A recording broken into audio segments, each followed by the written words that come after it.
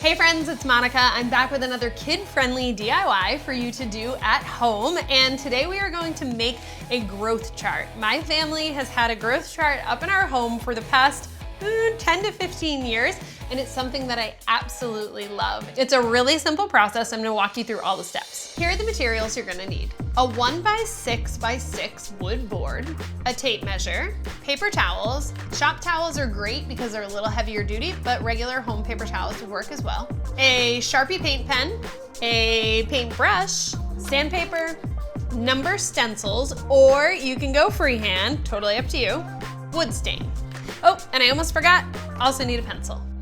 The first step here is going to be to sand down our wood board. It shouldn't need too much sanding, but I do want to make sure that there are no sharp edges or kind of rough spots on it.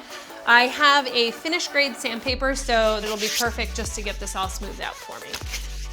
When you're sanding your wood, just note that really only the front and two sides matter.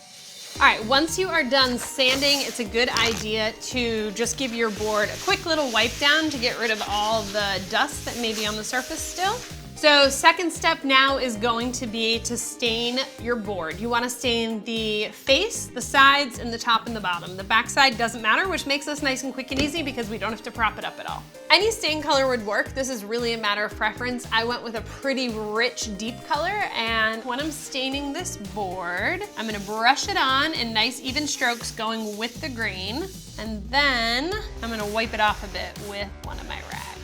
Now, the longer you leave the stain on, the deeper the effect will be on the wood. So this is really a matter of preference. All right, I'm really loving the tone of this stain. I feel like it's rich and warm without being too dark.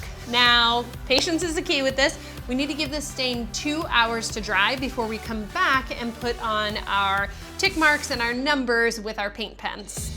All right, my board is nice and dry, and we can move on to the next step, which is going to be marking out all of our inches and feet onto the board. Now, this is a 6-foot board, and I'm gonna probably just stop measuring my kids once they're a little over 6 feet. I figure by the time they're late teens, that'll be about long enough. So I'm kind of gonna start my 6-foot mark in that general area and then work my way down. So I'm actually gonna mark every inch, and I'll make my foot marks just a little bit longer. I think that looks nice. It kind of looks like a ruler. Now, I'm getting a little mathy with you here.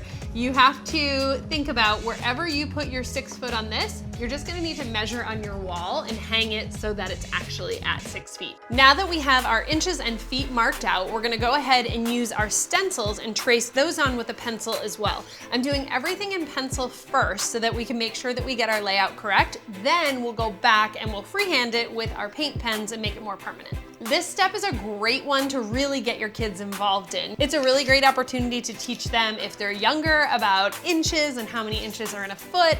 And if they're older, it may be a great opportunity to just let them figure out the whole layout. Just remember, whenever you're doing a DIY project with your kids, to let them do as much as they possibly can, as long as it's age appropriate.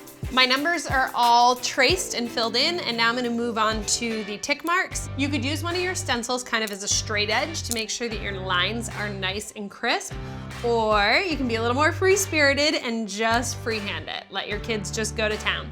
All right, my growth chart is all dry. I'm gonna hang it up and measure my kids.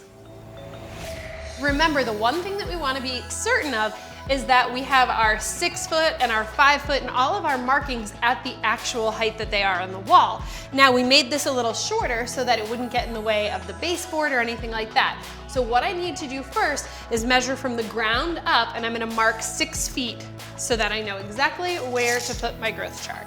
And that's all there is to it. I hope you enjoy making this project with your kids as much as I did, and I hope it's a project that your family enjoys for years to come. And you can get creative with what you put up on your growth chart. I took some little mini instant photos of my kids and like to pin them up when I measure them. You can get as creative as you'd like with it. I would love to hear about your experience with this project, so leave a comment below and let me know how it went. And if you have any pictures to share, we would love to see them. Tag us at Lowe's Home Improvement and at Monica Mangin.